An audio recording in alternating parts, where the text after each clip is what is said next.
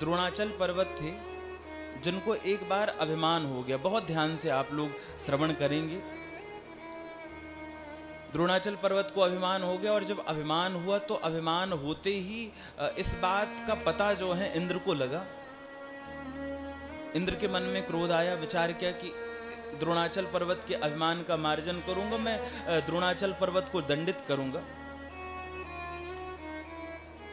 और दंडित करने के भाव से जो है मरुदगणों को बुलाया। 49 जो मरुदगण होते हैं, बोले मरुदगणों को बुलाया और मरुदगणों को कहा कि जाओ, द्रोणाचल पर्वत को बहुत अभिमान है, तो एक काम करो, जाओ इतनी घनघोर बारिश करो, इतनी तीक्ष्ण बारिश करो कि रक्त रंजित जो है भूमि में जो है धूल रंजित पूरे द्रोणाचल पर्वत को कर दूं। क्यों? बोले ये जो मरुदगणों की बारिश होती है, बोले इतनी भयानक बारिश होती, इतनी तीक्ष्ण बारिश होती है कि उसके वेग को बड़ी बड़ी बड़ी शिला भी जो है नहीं सह पाती। बोले कट के महाराज धूल बन जाती, ऐसी तीक्ष्ण बारिश जो है मरुदगणों के द्वारा होती। इंद्र ने मरुदगणों को आदेश दिया कि जाओ ऐसी घनघोर बारिश करो कि ये द्रोणाचल पर्वत जो है रज स्वरूप जो है हो जाए। इधर जो है द्रोणाचल पर्वत को पता चला कि इंद्र जो है क्रोधित हो गए हैं और मरुदगणों को जो है भेज रहे हैं दंडित करने के लिए। तो मन में विचार किया, भाई सही समय में पता चल गया, चलो भगवान की शरणागति लेते। भगवान नारायण की शरण में जो है चले गए।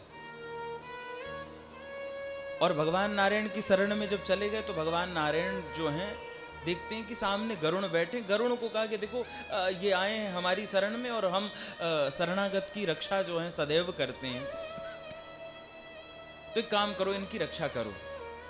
गरुण को दायित्व दे दिया कि आप जो है द्रोणाचल पर्वत की आप रक्षा करेंगे। गरुण को आदेश मिला, गरुण जो है तुरंत द्रोणाचल पर्वत को अपने पंख से ढक लेते हैं और पंख से ढक करके द्रोणाचल पर्वत को ले करके आकाश में उड़ने लगे। विचार किया कि जब तक मरुदगणों के द्वारा बारिश होगी तब तक जो है हम पंख से इनको ढक करके रखेंगे, इनकी रक्षा करेंगे, भगवान का आदेश है।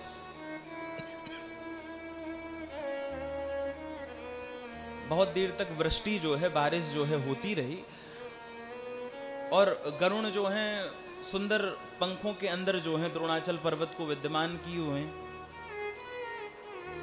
कुछ समय बीता तो द्रोणाचल पर्वत ने कहा कि महाराज आपने बड़ी कृपा की जो आप मेरी रक्षा कर रहे हो, लेकिन मेरे मन में एक जिज्ञासा है।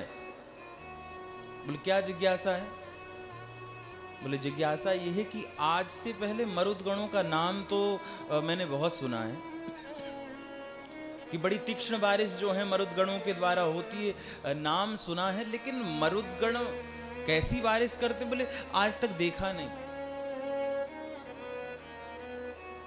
गरुण ने कहा कि भाई ये जो बारिश जो हो रही है तुम्हारे मन में देखने का भाव है, लेकिन तुम्हारे लिए ही तो हो रही है और तुमको देखने के लिए पंख खोलूंगा और तुम्हारा वह भाग जो है निश्चित रूप से कट करके नीचे गिर जाएगा, क्योंकि भाई किसी अन्य के लिए बारिश हो रही होती तो तुम जरूर देख लेते। तुम्हारे लिए ही तो हो रही, तुमको ही दंड देने के लिए तो मरुदगण जो है मेघ जो है बरस रहे हैं। गरुण से जो है बार बार निवेदन करने लगे कि महाराज एक बार ही दिखा दो, आज तक देखा नहीं। और जैसे कहा कि एक बार दिखा दो तो गरुण जो है थोड़ा सा भाग जो है मरुदगणों की वो वर्षा देखने के लिए जो है द्रोणाचल पर्वत का खोलते हैं और जैसे ही जो भाग देखने के लिए खोला, बोले मरुदगणों ने तुरंत तीक्ष्ण बारिश करी और वो भाग जो है कट करके आकाश मंडल में गिरने लग गया और पुनः उसके 2 भाग और कर दिए, टोटल 3 भाग जो है हो गए। आचार्य चरण बताते हैं कि ये जो तीनों भाग हैं वह अलग अलग स्थानों पर गिरते हैं। बोले एक भाग जाकर के समुद्र के अंदर गिरता है और जब समुद्र के अंदर गिरा तो वहां पर लंका का निर्माण हुआ। एक भाग जो है जाकर के चित्रकूट में गिरा, जहां पर कामदगिरी पर्वत का निर्माण जो है हुआ।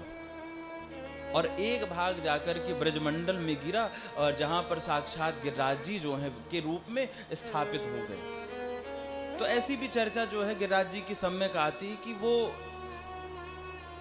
मरुदगणों के कोप के कारण जो भाग भूमि पर गिरा था, वहां से गोवर्धन पर्वत की जो है उत्पत्ति होती।